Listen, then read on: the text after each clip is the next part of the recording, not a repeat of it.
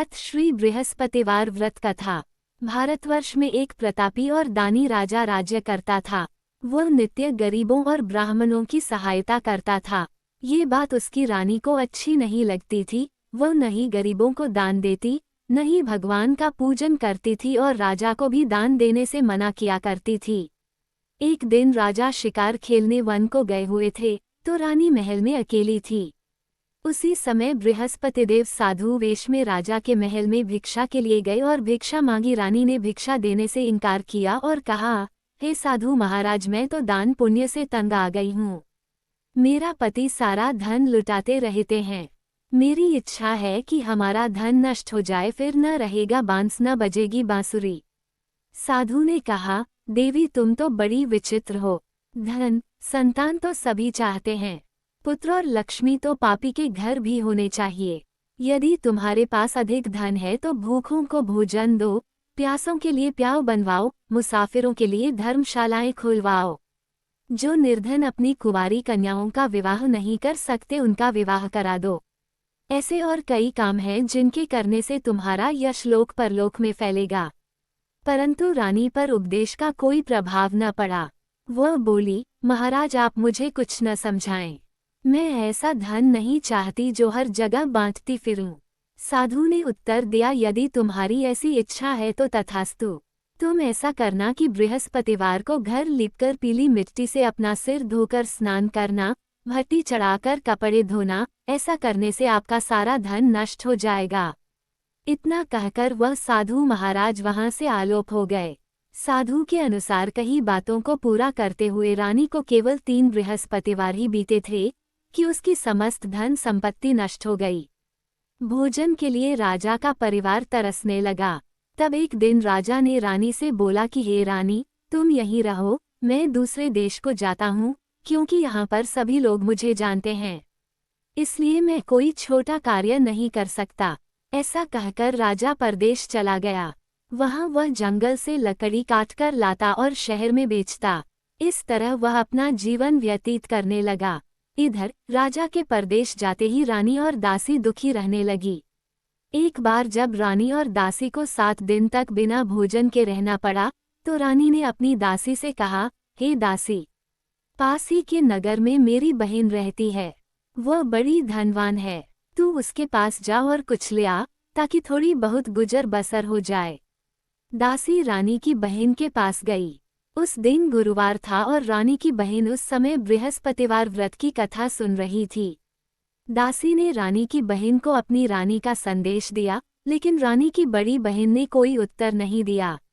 जब दासी को रानी की बहन से कोई उत्तर नहीं मिला तो वह बहुत दुखी हुई और उसे क्रोध भी आया। दासी ने वापस आकर रानी को सारी बात बता दी। सुनकर रानी ने अपने भाग्य को कोसा। उधर रानी की बहन ने सोचा कि मेरी बहन की दासी आई थी, परंतु मैं उससे नहीं बोली, इससे वह बहुत दुखी हुई होगी। कथा सुनकर और पूजन समाप्त करके वह अपनी बहन के घर आई और कहने लगी, हे बहन, मैं बृहस्पतिवार का व्रत कर रही थी। तुम्हारी दासी मेरे घर आई थी, परंतु जब तक कथा होती है तब तक न तो उठते हैं और न ही बोलते हैं, इसलिए मैं नहीं बोली। कहो दासी क्यों गई थी? रानी बोली, बहन तुमसे क्या छिपाऊं, हमारे घर में खाने तक को अनाज नहीं था। ऐसा कहते कहते रानी की आंखें भर आई। उसने दासी समेत पिछले 7 दिनों से भूखे रहने तक की बात अपनी बहन को विस्तार पूर्वक सुना दी। रानी की बहन बोली, देखो बहन, भगवान बृहस्पतिदेव सबकी मनोकामना को पूर्ण करते हैं। देखो, शायद तुम्हारे घर में अनाज रखा हो। पहले तो रानी को विश्वास नहीं हुआ, पर बहन के आग्रह करने पर उसने अपनी दासी को अंदर भेजा तो उसे सचमुच अनाज से भरा एक घड़ा मिल गया।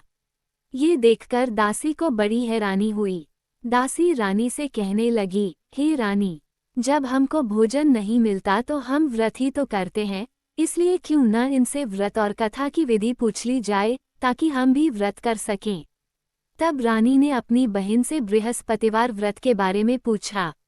उसकी बहन ने बताया, बृहस्पतिवार के व्रत में चने की दाल और मुनक्का से विष्णु भगवान का केले की जड़ में पूजन करें तथा दीपक जलाएं, व्रत कथा सुने और पीला भोजन ही करें। इससे बृहस्पतिदेव प्रसन्न होते हैं। व्रत और पूजन विधि बताकर रानी की बहन अपने घर को लौट गई।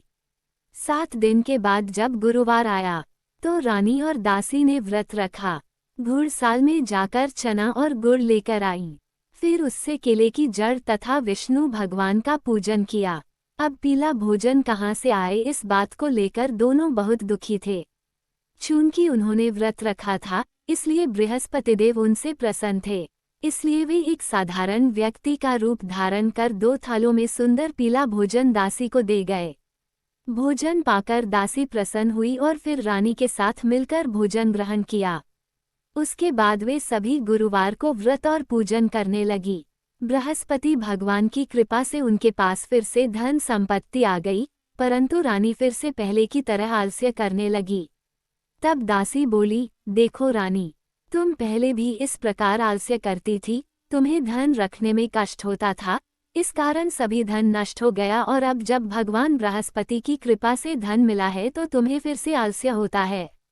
रानी को समझाते हुए दासी कहती है कि बड़ी मुसीबतों के बाद हमने ये धन पाया है, इसलिए हमें दान पुण्य करना चाहिए, भूखे मनुष्यों को भोजन कराना चाहिए और धन को शुभ कार्यों में खर्च करना चाहिए, जिससे तुम्हारे कुल का यश बढ़ेगा, स्वर्ग की प्राप्ति होगी और पितृ प्रसन्न होंगे। दासी की बात मानकर रानी अपना धन शुभ कार्यों में खर्च करने लगी, जिससे पूरे नगर में उसका यश फैलने लगा। बृहस्पतिवार व्रत कथा के बाद श्रद्धा के साथ आरती की जानी चाहिए। इसके बाद प्रसाद बांटकर उसे ग्रहण करना चाहिए। एक दिन राजा दुखी होकर जंगल में एक पेड़ के नीचे आसन जमाकर बैठ गया। वो अपनी दशा को याद करके व्याकुल होने लगा।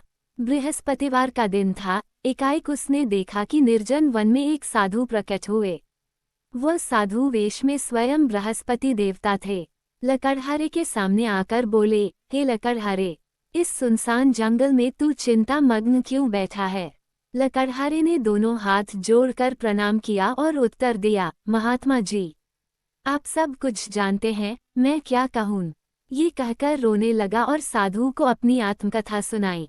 महात्मा जी ने कहा, तुम्हारी स्त्री ने बृहस्पति के दिन बृहस्पति भगवान का निरादर किया है, जिसके कारण रुष्ट होकर उन्होंने तुम्हारी ये दशा कर दी। अब तुम चिंता को दूर करके मेरे कहने पर चलो तो तुम्हारे सब कष्ट दूर हो जाएंगे और भगवान पहले से भी अधिक संपत्ति देंगे। तुम बृहस्पति के दिन कथा किया करो। 2 पैसे के चने मुनक्का लाकर उसका प्रसाद बनाओ और शुद्ध जल से लोटे में शक्कर मिलाकर अमृत तैयार करो। कथा के पश्चात अपने सारे परिवार और सुनने वाले प्रेमियों में अमृत व प्रसाद बांटकर आप भी ग्रहण करो। ऐसा करने से भगवान तुम्हारी सब मनोकामनाएं पूरी करेंगे। साधु के ऐसे वचन सुनकर लकड़हारा बोला, हे प्रभु, मुझे लकड़ी बेचकर इतना पैसा नहीं मिलता जिससे भोजन के उपरांत कुछ बचा सकूं। मैंने रात्रि में अपनी स्त्री को व्याकुल देखा है। मेरे पास कुछ भी नहीं जिससे मैं उसकी खबर मंगा सकूं। साधु ने कहा, हे लकड़हारे, तुम किसी बात की चिंता मत करो। बृहस्पति के दिन तुम रोजाना की तरह लकड़ियां लेकर शहर को जाओ। तुमको रोज से दुगुना धन प्राप्त होगा, जिससे तुम भली भांति भोजन कर लोगे तथा बृहस्पतिदेव की पूजा का सामान भी आ जाएगा। इतना कहकर साधु अंतर्ध्यान हो गए। धीरे धीरे समय व्यतीत होने पर फिर वही बृहस्पतिवार का दिन आया। लकड़हारा जंगल से लकड़ी काटकर किसी शहर में बेचने गया। उसे उस दिन और दिन से अधिक पैसा मिला। राजा ने चना गुड़ आदि लाकर गुरुवार का व्रत किया। उस दिन से उसके सभी क्लेश दूर हुए, परंतु जब दोबारा गुरुवार का दिन आया तो बृहस्पतिवार का व्रत करना भूल गया। इस कारण बृहस्पति भगवान नाराज हो गए। उस दिन उस नगर के राजा ने विशाल यज्ञ का आयोजन किया तथा शहर में ये घोषणा करा दी कि कोई भी मनुष्य अपने घर में भोजन न बनावे न आग जलावे, समस्त जनता मेरे यहाँ भोजन करने आवे। इस आज्ञा को जो न मानेगा उसे फांसी की सजा दी जाएगी। इस तरह की घोषणा संपूर्ण नगर में करवा दी गई। राजा की आज्ञानुसार शहर के सभी लोग भोजन करने गए, लेकिन लकड़हारा कुछ देर से पहुंचा, इसलिए राजा उसको अपने साथ घर ले गए और ले जाकर भोजन करा रहे थे तो रानी की दृष्टि उस खूंटी पर पड़ी जिस पर उसका हार लटका हुआ था। वह वहां पर दिखाई नहीं दिया। रानी ने निश्चय किया कि मेरा हार इस मनुष्य ने चुरा लिया है। उसी समय सिपाहियों को बुलाकर उसको कारागार में डलवा दिया। जब लकड़हारा कारागार में पड़ गया और बहुत दुखी होकर विचार करने लगा कि न जाने कौन से पूर्व जन्म के कर्म से मुझे ये दुख प्राप्त हुआ है, और उसी साधु को याद करने लगा जो कि जंगल में मिला था। उसी समय तत्काल बृहस्पतिदेव साधु के रूप में प्रकट हुए और उसकी दशा को देखकर कहने लगे, अरे मूर्ख, तूने बृहस्पतिदेव की कथा नहीं करी, इस कारण तुझे दुख प्राप्त हुआ है। अब चिंता मत कर, बृहस्पतिवार के दिन कारागार के दरवाजे पर 4 पैसे पड़े मिलेंगे। उनसे तू बृहस्पतिदेव की पूजा करना, तेरे सभी कष्ट दूर हो जाएंगे। बृहस्पति के दिन उसे 4 पैसे मिले। लकड़हारे ने कथा कही। उसी रात्रि को बृहस्पतिदेव ने उस नगर के राजा को स्वप्न में कहा, हे राजा, तुमने जिस आदमी को कारागार में बंद कर दिया है वह निर्दोष है। वह राजा है, उसे छोड़ देना। रानी का हार उसी खूंटी पर लटका है। अगर तू ऐसा नहीं करेगा तो मैं तेरे राज्य को नष्ट कर दूंगा। इस तरह रात्रि के स्वप्न को देखकर राजा प्रातःकाल उठा और खूंटी पर हार देखकर लकड़हारे को बुलाकर क्षमा मांगी तथा लकड़हारे को योग्य सुंदर वस्त्र आभूषण देकर विदा कर दिया। बृहस्पतिदेव की आज्ञानुसार लकड़हारा अपने नगर को चल दिया। राजा जब अपने नगर के निकट पहुंचा तो उसे बड़ा आश्चर्य हुआ। नगर में पहले से अधिक बाग, तालाब, कुएं तथा बहुत सी धर्मशाला, मंदिर आदि बन गई हैं। राजा ने पूछा, ये किसका बाग और धर्मशाला है? तब नगर के सब लोग कहने लगे, ये सब रानी और बांदी के हैं। तो राजा को आश्चर्य हुआ और गुस्सा भी आया। जब रानी ने ये खबर सुनी कि राजा आ रहे हैं, तो उन्होंने बांदी से कहा कि, हे दासी, देख राजा हमको कितनी बुरी हालत में छोड़ गए थे। हमारी ऐसी हालत देखकर वह लौट न जाएं, इसलिए तू दरवाजे पर खड़ी हो जा। आज्ञानुसार दासी दरवाजे पर खड़ी हो गई। राजा आए तो उन्हें अपने साथ लिवा लाई। तब राजा ने क्रोध करके अपनी रानी से पूछा कि यह धन तुम्हें कैसे प्राप्त हुआ है? तब उन्होंने कहा, हमें ये सब धन बृहस्पतिदेव के इस व्रत के प्रभाव से प्राप्त हुआ है। राजा ने निश्चय किया कि 7 रोज बाद तो सभी बृहस्पतिदेव का पूजन करते हैं, परंतु मैं प्रतिदिन दिन में 3 बार कहानी तथा रोज व्रत किया करूंगा। अब हर समय राजा के दुपट्टे में चने की दाल बंधी रहती तथा दिन में 3 बार कहानी कहता। एक रोज राजा ने विचार किया कि चलो अपनी बहन के यहाँ हो आवें। इस तरह निश्चय कर राजा घोड़े पर सवार हो अपनी बहन के यहाँ को चलने लगा। मार्ग में उसने देखा कि कुछ आदमी एक मुर्दे को लिए जा रहे हैं। उन्हें रोककर राजा कहने लगा, अरे भाइयों, मेरी बृहस्पतिदेव की कथा सुन लो। वे बोले, लो, हमारा तो आदमी मर गया है, इसको अपनी कथा की पड़ी है। परंतु कुछ आदमी बोले, अच्छा कहो, हम तुम्हारी कथा भी सुनेंगे। राजा ने दाल निकाली और जब कथा आधी हुई थी कि मुर्दा हिलने लग गया और जब कथा समाप्त हो गई तो राम राम करके मनुष्य उठकर खड़ा हो गया। आगे मार्ग में उसे एक किसान खेत में हल चलाता मिला। राजा ने उसे देख और उससे बोले, अरे भैया, तुम मेरी बृहस्पतिवार की कथा सुन लो। किसान बोला, जब तक मैं तेरी कथा सुनूंगा तब तक 4 हरया जोत लूंगा। जा अपनी कथा किसी और को सुनाना। इस तरह राजा आगे चलने लगा। राजा के हटते ही बैल पछाड़ खाकर गिर गए तथा किसान के पेट में बड़ी जोर का दर्द होने लगा। उस समय उसकी माँ रोटी लेकर आई। उसने जब ये देखा तो अपने पुत्र से सब हाल पूछा और बेटे ने सभी हाल कह दिया। तो बुढ़िया दौड़ी दौड़ी उस घुड़सवार के पास गई और उससे बोली कि मैं तेरी कथा सुनूंगी, तू अपनी कथा मेरे खेत पर चलकर ही कहना। राजा ने बुढ़िया के खेत पर जाकर कथा कही, जिसके सुनते ही वह बैल उठ खड़ हुए तथा किसान के पेट का दर्द भी बंद हो गया। राजा अपनी बहन के घर पहुंचा। बहन ने भाई की खूब मेहमानी की। दूसरे रोज प्रातःकाल राजा जगा तो वह देखने लगा कि सब लोग भोजन कर रहे हैं। राजा ने अपनी बहन से कहा, ऐसा कोई मनुष्य है जिसने भोजन नहीं किया हो? मेरी बृहस्पतिवार की कथा सुन ले। बहन बोली, हे भैया, ये देश ऐसा ही है कि पहले यहाँ लोग भोजन करते हैं, बाद में अन्य काम करते हैं। अगर कोई पड़ोस में हो तो देखा उन। वह ऐसा कहकर देखने चली गई, परंतु उसे कोई ऐसा व्यक्ति नहीं मिला जिसने भोजन न किया हो। अतः वह एक कुम्हार के घर गई जिसका लड़का बीमार था। उसे मालूम हुआ कि उनके यहाँ 3 रोज से किसी ने भोजन नहीं किया है। रानी ने अपने भाई की कथा सुनने के लिए कुम्हार से कहा। वह तैयार हो गया। राजा ने जाकर बृहस्पतिवार की कथा कही, जिसको सुनकर उसका लड़का ठीक हो गया। अब तो राजा की प्रशंसा होने लगी। एक रोज राजा ने अपनी बहन से कहा कि हे बहन, हम अपने घर को जाएंगे, तुम भी तैयार हो जाओ। राजा की बहन ने अपनी सास से कहा। सास ने कहा, हाँ चली जा, परंतु अपने लड़कों को मत ले जाना, क्योंकि तेरे भाई के कोई औलाद नहीं है। बहन ने अपने भैया से कहा, हे भैया, मैं तो चलूंगी पर कोई बालक नहीं जाएगा। राजा बोला, जब कोई बालक नहीं चलेगा तब तुम ही क्या करोगी। बड़े दुखी मन से राजा अपने नगर को लौट आया।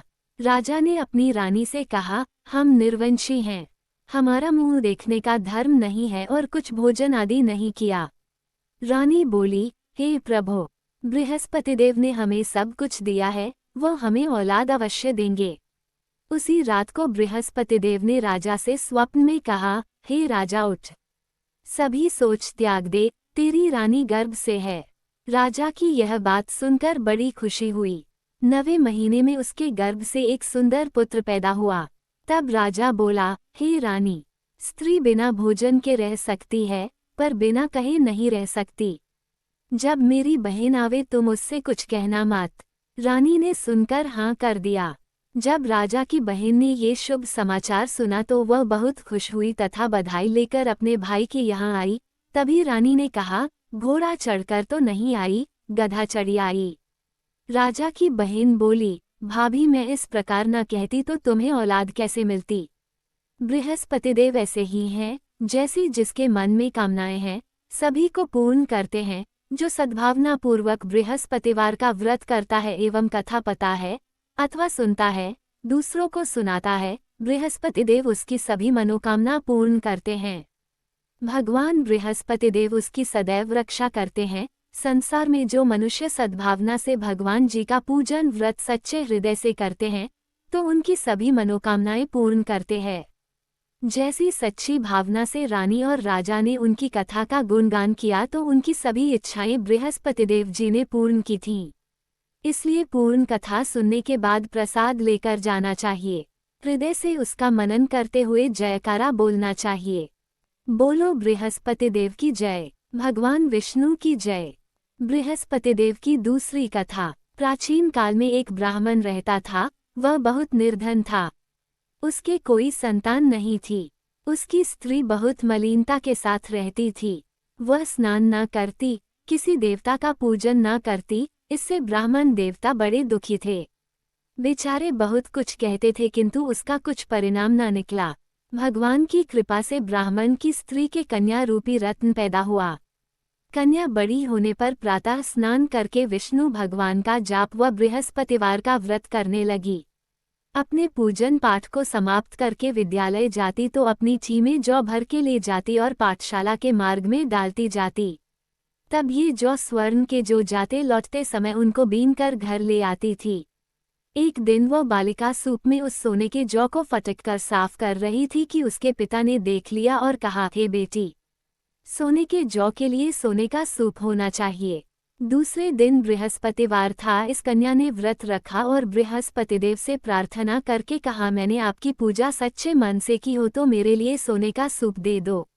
बृहस्पतिदेव ने उसकी प्रार्थना स्वीकार कर ली। रोजाना की तरह वह कन्या जौ फैलाती हुई जाने लगी। जब लौटकर जौ बीन रही थी तो बृहस्पतिदेव की कृपा से सोने का सूप मिला। उसे वह घर ले आई और उसमें जौ साफ करने लगी, परंतु उसकी मां का वही ढंग रहा। एक दिन की बात है कि वह कन्या सोने के सूप में जौ साफ कर रही थी। उस समय उस शहर का राजपुत्र वहां से होकर निकला। इस कन्या के रूप और कार्य को देखकर मोहित हो गया तथा अपने घर आकर भोजन तथा जल त्याग कर उदास होकर लेट गया। राजा को इस बात का पता लगा तो अपने प्रधानमंत्री के साथ उसके पास गए और बोले, हे बेटा, तुम्हें किस बात का कष्ट है? किसी ने अपमान किया है अथवा और कारण हो सो कहो, मैं वही कार्य करूंगा जिससे तुम्हें प्रसन्नता हो। अपने पिता की राजकुमार ने बातें सुनी तो वह बोला, मुझे आपकी कृपा से किसी बात का दुख नहीं है। किसी ने मेरा अपमान नहीं किया है, परंतु मैं उस लड़की से विवाह करना चाहता हूँ जो सोने के सूप में जौ साफ कर रही थी। ये सुनकर राजा आश्चर्य में पड़ और बोला, हे बेटा, इस तरह की कन्या का पता तुम ही लगाओ। मैं उसके साथ तेरा विवाह अवश्य ही करवा दूंगा। राजकुमार ने उस लड़की के घर का पता बतलाया। तब मंत्री उस लड़की के घर गए और ब्राह्मण देवता को सभी हाल बतलाया। ब्राह्मण देवता राजकुमार के साथ अपनी कन्या का विवाह करने के लिए तैयार हो गए तथा विधि विधान के अनुसार ब्राह्मण की कन्या का विवाह राजकुमार के साथ हो गया। कन्या के घर से जाते ही पहले की भांति उस ब्राह्मण देवता के घर में गरीबी का निवास हो गया। अब भोजन के लिए भी अन्न बड़ी मुश्किल से मिलता था। एक दिन दुखी होकर ब्राह्मण देवता अपनी पुत्री के पास गए। बेटी ने पिता की दुखी अवस्था को देखा और अपनी मां का हाल पूछा। तब ब्राह्मण ने सभी हाल कहा। कन्या ने बहुत सा धन देकर अपने पिता को विदा कर दिया। इस तरह ब्राह्मण का कुछ समय सुखपूर्वक व्यतीत हुआ। कुछ दिन बाद फिर वही हाल हो गया। ब्राह्मण फिर अपनी कन्या के यहाँ गया और सारा हाल कहा तो लड़की बोली, हे पिताजी, आप माताजी को यहाँ लिवा लाओ, मैं उसे विधि बता दूंगी जिससे गरीबी दूर हो जाए। वह ब्राह्मण देवता अपनी स्त्री को साथ लेकर पहुँचे तो अपनी माँ को समझाने लगी, हे माँ, तुम प्रातःकाल प्रथम स्नानादि करके विष्णु भगवान का पूजन करो तो सब दरिद्रता दूर हो जाएगी। परंतु उसकी माँ ने एक भी बात नहीं मानी और प्रातःकाल उठकर अपनी पुत्री के बच्चों की जूठन को खा लिया। इससे उसकी पुत्री को भी बहुत गुस्सा आया और एक रात को कोठरी से सभी सामान निकाल दिया और अपनी माँ को उसमें बंद कर दिया। प्रातःकाल उसे निकाला तथा स्नानादि करा के पाठ करवाया तो उसकी माँ की बुद्धि ठीक हो गई और फिर प्रत्येक बृहस्पतिवार को व्रत रखने लगी। इस व्रत के प्रभाव से उसके माँ बाप बहुत ही धनवान और पुत्रवान हो गए और बृहस्पति जी के प्रभाव से इस लोक के सुख भोगकर स्वर्ग को प्राप्त हुए। सब बोलो विष्णु भगवान की जय, बोलो बृहस्पति देव की जय। कथा संपूर्ण।